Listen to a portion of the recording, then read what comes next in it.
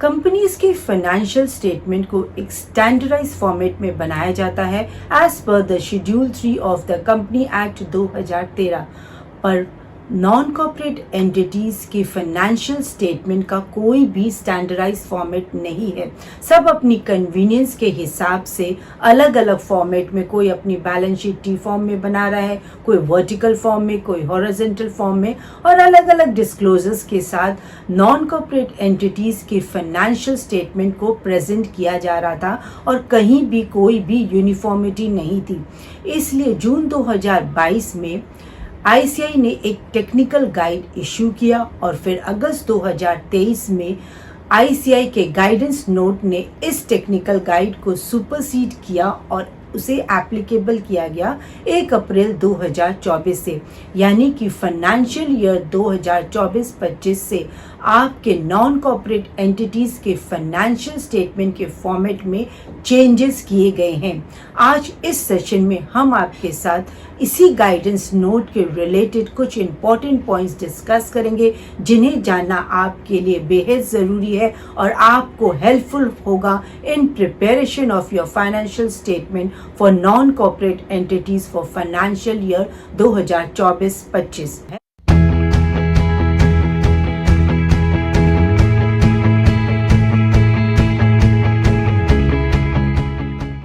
Hi friends, welcome back to my channel. I am CA Anita Agarwal. यदि आपने अभी तक मेरा चैनल सब्सक्राइब नहीं किया है तो subscribe my channel and press the bell icon ताकि आपको इस तरह की वैल्यूएबल इंफॉर्मेशंस की नोटिफिकेशंस मिलती रहें। Like the video and share with your friends and relatives in order to create awareness. चलिए अब हम आपके साथ डिस्कस करेंगे आईसीआई द्वारा इशू किए गए गाइडेंस नोट से रिलेटेड कुछ इम्पॉर्टेंट पॉइंट्स जो आपको हेल्पफुल होंगे in preparation of your financial statement for financial year 2024-25 for the non corporate entities. June 2022 में the accounting standard board of ICI has issued the technical guide on financial statement of non corporate entities और उसमें financial statement of non corporate entities के format को recommend किया गया।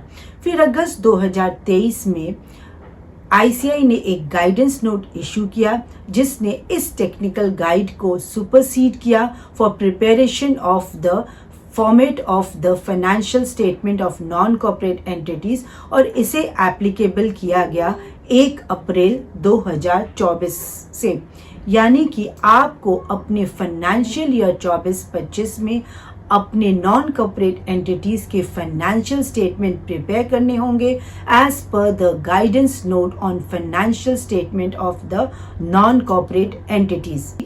चलिए अब हम समझते हैं कि नॉन कॉर्पोरेट एंटिटीज में कौन सी एंटिटीज को इंक्लूड किया जाएगा। इसमें इंक्लूड किया जाएगा sole proprietorship firm, HUF, partnership firm, LLP, association of person, body of individuals, society and trust. Financial statement of non corporate entities के की कंपोनेंट्स क्या हैं? It includes balance sheet, statement of profit and loss, cash flow statement, notes to account and significant accounting policies. अब सबसे बड़ा question ये arise होता है कि क्या ये गाइडेंस नोट जो आईसीआई ने इशू किया है regarding the format of the financial statement of non corporate entities ये मैंडेटरी है या ऑप्शनल है। यदि आप एक चार्टर्ड अकाउंटेंट इन प्रैक्टिस है और आप कोई भी attestation services related to financial statement like tax audit करते हैं, उस केस में आपके लिए इन गाइडेंस नोट को अप्लाई करना मैंडेटरी है। यदि आप ऐसा नहीं करते हैं उस केस में आपको गिल्टी ऑफ प्रोफेशनल मिसकंडक्ट माना जाएगा। यहाँ पर गाइडेंस नोट में ये मेंशन किया गया है कि this notes are recommendatory in nature for non corporate entities. यदि non corporate entities guidance note को नॉन कंप्लाई करती है उस केस में सीए इन प्रैक्टिस अपनी ऑडिट रिपोर्ट में in para 3 of form 3CB को क्वालिफाई कर सकता है। अब आईसीआई के गाइडेंस नोट के हिसाब से नॉन कॉर्पोरेट एंटिटीज के फाइनेंशियल स्टेटमेंट का यूनिफॉर्म फॉर्मेट क्या होना चाहिए? As per the guidance note issued by ICI, non corporate entities अपनी फाइनेंशियल स्टेटमेंट को अब टी फॉर्मेट या हॉरिजॉन्टल फॉर्मेट में नहीं बना सकते, उन्हें उसे ओनली वर्टिकल फॉर्मेट में ही बनाना होगा। जिस तरह से एक कंपनीज का एक standardize format for the preparation of the financial statement follow किया जाता है, वही स्टैंडर्डाइज फॉर्मेट अब नॉन कॉर्पोरेट एंटिटीज को भी फॉलो करना होगा। हाँ, यहाँ पर एक नॉन कॉर्पोरेट एंटिटीज को कंपनी के तरह बहुत सारे डिस्क्लोजर्स उनके लिए देना मैंडेटरी नहीं है।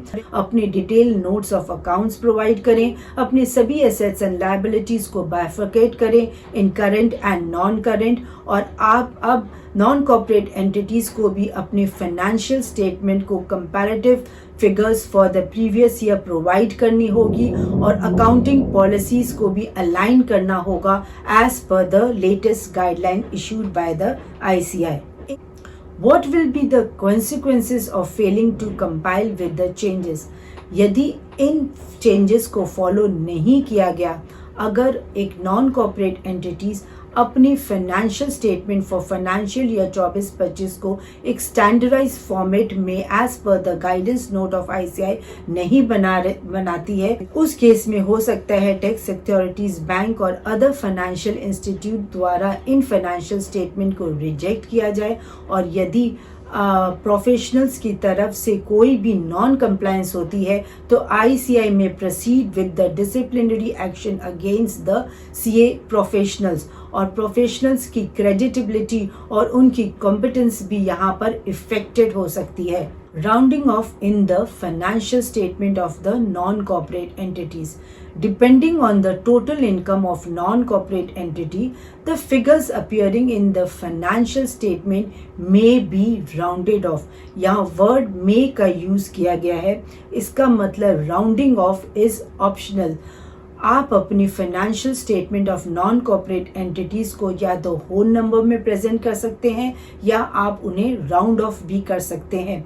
यदि आपका total income is less than 1 crore rupees, rounding off to the nearest 100,000 lakh or millions or the decimal thereof. If the total income of 100 crore rupee or more, in that case rounding off to the nearest lakh, millions और करोड्स और the decimal thereof. But यहाँ पर आपके जो भी comparative figures आप provide कर रहे हैं वो कंपैरेबल होने चाहिए, उसमें एक यूनिफॉर्मिटी होनी चाहिए। अब हम आपके साथ डिस्कस करेंगे criteria for classification of non corporate entities for applicability of accounting standards. Non corporate entities पे अकाउंटिंग स्टैंडर्ड की एप्लीकेबिलिटी पहले डिपेंड करती थी कि नॉन कॉर्पोरेट एंटिटीज किस लेवल ऑफ एंटिटी में फॉल कर रही थी। Non corporate entities for applicability of accounting standard को पहले 4 लेवल में डिवाइड किया जाता था, लेवल 1, लेवल 2, लेवल 3, लेवल 4। पर फाइनेंशियल ईयर 24-25 में अब इसे डन अवे किया गया है। Non corporate entities for applicability of accounting standard को 2 हिस्सों में डिवाइड किया जाएगा, MSME और लार्ज। सबसे पहले हम समझते हैं कि कौन सी नॉन कॉर्पोरेट एंटिटीज MSME के डेफिनेशन में फॉल होंगी। यहाँ गाइडेंस नोट में for the applicability of the accounting standards on non corporate entities जो भी MSME की डेफिनेशन दी गई है वो बिल्कुल डिफरेंट है from the MSME definition given in the MSME act. जो भी non corporate entities in following conditions को फॉलो करेंगी उन्हें MSME की कैटेगरी में फॉल होंगी। Entities whose securities are not listed और not in the process of listing on any stock exchange whether in India और outside India. Non corporate entities की यदि कोई भी securities are not listed or not in the process of listing on any stock exchange. Non-corporate entities which is not a bank, financial institute or an insurance company. Non-corporate entities जिनकी turnover excluding other income does not exceed 250 crore in immediately preceding accounting year and which does not have the borrowing in excess of rupees 50 crore at any time during the immediately preceding accounting year, which is not a holding or subsidiary of entity which is not an MSME. अगर एक non corporate entities इन सभी conditions को fulfil करते हैं तो उस non corporate entities को MSME कहा जाएगा, और all the other non corporate entities other than MSME को लार्ज नॉन कॉर्पोरेट एंटिटीज की कैटेगरी में फॉल किया जाएगा. Applicability of accounting standard to the non corporate entities. Large entities को सभी अकाउंटिंग स्टैंडर्ड को फॉलो करना होगा. यदि आप नॉन कॉर्पोरेट एंटिटीज़ हैं और आप एक MSME की कैटेगरी में फॉल कर रहे हैं तो यहाँ पर applicability of accounting standards for MSME को कुछ एजम्पशन और रिलैक्सेशन प्रोवाइड किए गए हैं.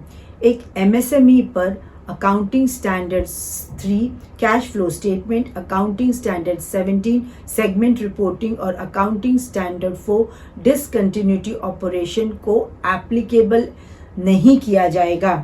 बाकी के सभी अकाउंटिंग स्टैंडर्ड्स इन MSME पर पार्शियली एप्लीकेबल किए जाएंगे.